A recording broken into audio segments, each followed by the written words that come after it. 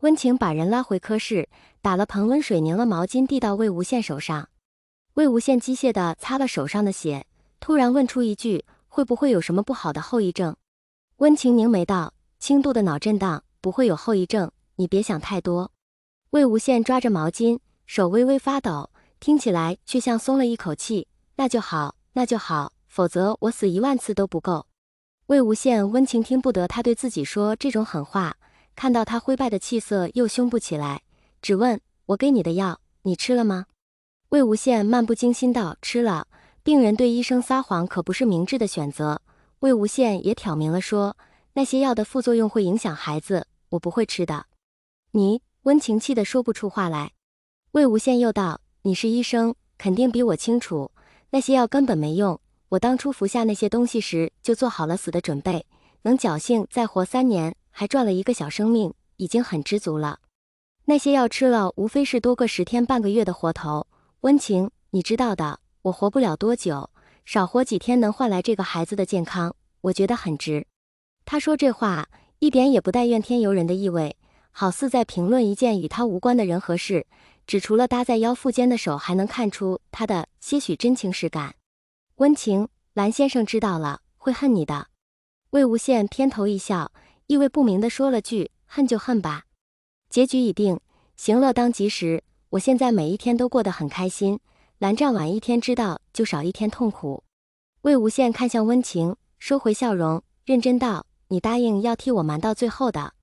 温情看着眼前这个人，仿佛又回到3年前，尘埃落定，温氏回天无力，做过恶的一个没逃掉，无辜的则被遣散。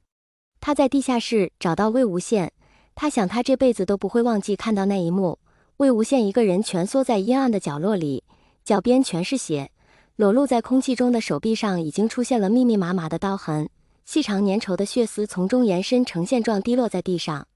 他右手拿把匕首，不住地往手臂上划，若不是因为认出这人是魏无羡，说是地狱里爬出来的恶鬼，他也会信只是这恶鬼试的是自己的血，刀也只往自己身上招呼。温情捂住嘴才没让自己叫出来。他一点一点靠近，唤了几声都未有答复。温情知道他因失血过多而脱力，那药也就失了效果。魏无羡当初只身赴约，温朝见来者非他所邀之客，原先对待家主的礼节一并全免，百般羞辱折磨后，为了让他低头服软，给他静脉注射了他刚从国外得的毒素。这是个慢性毒药，被注射之人每隔一段时间身体就会血沸燥热，浑身如针扎般剧痛难忍。温朝把人关在密室里，每日午时往他身上注射这类毒素，然后透过铁门看着他，求生不能，求死不得。如果不是温宁把这件事告诉了温情，温情又把这件事刻意透露给温氏掌权者温若寒，到底敏感时期，温若寒不想底下出人命，温朝便把人扔到温氏最底层，人员最不服管教的乱葬区。温情也是在那个时候才有机会接触到魏无羡，那药是新研发的毒素，他无法在短时间内研制出解药，只能给他一些止痛剂，止痛剂到后来也起不了多少作用，有一回实在疼得想死，魏无羡发疯一般举起枪往自己肩膀结结实实打了一枪。到后来他慢慢摸清了门道，居然自己想到了解决方法，简单粗暴，每次发作时就拿刀给自己放血，放得越多，身体温度越低，血沸的状况越轻，毒素的效果就会减弱。他手臂上的伤痕极多，每次发作时经常把结痂的伤口再度刺穿，一来二去，久久不能痊愈的伤疤感染发炎，发展成最后的败血症。等温情研制出解药时，毒已深入血液，为时已晚。魏无羡当日清醒过来，第一件事便是恳求温情替他保密，这一个秘密一保就是3年。3年里，魏无羡有了蓝湛相陪，江澄梅在因父母的死而迁怒他，江厌离因为他受的伤也已经好了，江家的大门依旧为他敞开，他身后也永远会有一个人默默守着，所有的事情都在往好的方向发展。如果刻意忽略掉温情那句服从治疗，我最多能保你3年，他觉得自己的人生也算苦尽甘来。但也正是因为知道自己时间所剩无几，他才更懂得珍惜这一切。温情不知道他继续帮他隐瞒是对是错，一时沉默。温宁就是这个时候进来的，查清楚了，剧组的马被下了药，发狂后暴毙，有人看见是严俊做的手脚，现场有机器拍到他做手脚的画面，人证物证俱全。前一天晚上，他还去找导演讨公道，被导演轰了出去。他手上的代言代拍代播的作品全被人撤了，恼羞成怒才会伺机报复。他是冲着公子你来的。温宁一口气说完前因后果，停下来等魏无羡指示，公子要如何处置。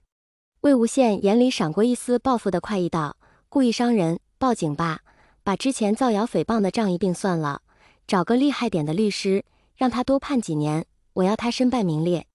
温宁，是。魏无羡叫住他问：乱葬区的那帮兄弟现在在做什么？温宁，听公子的话，已经不在道上混了，现在都在做些小生意。魏无羡满意的点点头，又道：让他们别养老了，出来干干活，在这私进牢笼之前也别让他好过。顺便帮我和监狱里的弟兄打个招呼，等这人关进去了，好好招待人家。他最近很认真地反思了一下自己是否表现得太过与世无争，以至于什么阿猫阿狗都敢来他面前撒野。他虽已退出江湖，金盆洗手，乖巧做蓝忘机的小娇妻，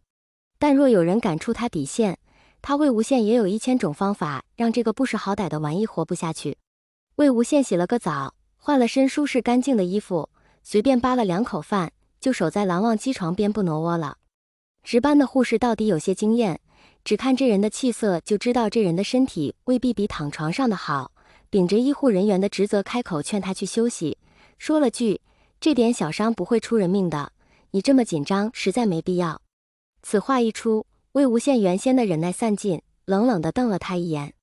那护士被这一眼看得从头顶凉到脚底，明明长得丰神俊朗的，怎么这么凶的？于是不敢再多话。等夜色完全拉下来，魏无羡渐渐有些疲倦时，蓝忘机才悠悠转醒。魏无羡原本撑着床沿昏昏欲睡，恍惚间看见蓝湛一双琉璃眸正静静看着他，他一下回过神，差点蹿起来。蓝湛，你醒了。蓝忘机拉着他的手不让他有太大的动作，沙哑开口：你。魏无羡知道他要问什么，连忙站起来转了一圈道：我没事，我好好的，宝宝也没事。蓝忘机才放下心来。魏无羡见他要起来，便上前去小心翼翼地将人扶起，贴心地在后面垫了2个枕头。2个人正是在一起这3年，蓝湛第一次扮演病人的角色，第一次被照顾，似乎还有些不习惯。这种浑身虚软任人摆布的无力感让蓝忘机下意识地绷紧了身体。魏无羡察觉到这一点，把人摆出一个他认为最舒适的姿势后，俯身捧起蓝忘机的脸，在他唇边落下一吻，轻笑道：二哥哥害羞啦。蓝忘机虽一醒来，脑中尚有3分懵，被这一亲彻底清醒过来，耳根诚实的蹿红。魏无羡可不知道害羞为何物，他把桌边一早备好的温水插上吸管，递到蓝忘机嘴边。蓝湛对他从来百依百顺，此刻也是最乖巧的病人，淡粉的薄唇含上吸管一端，慢慢的喝了几口，觉得够了才停下来。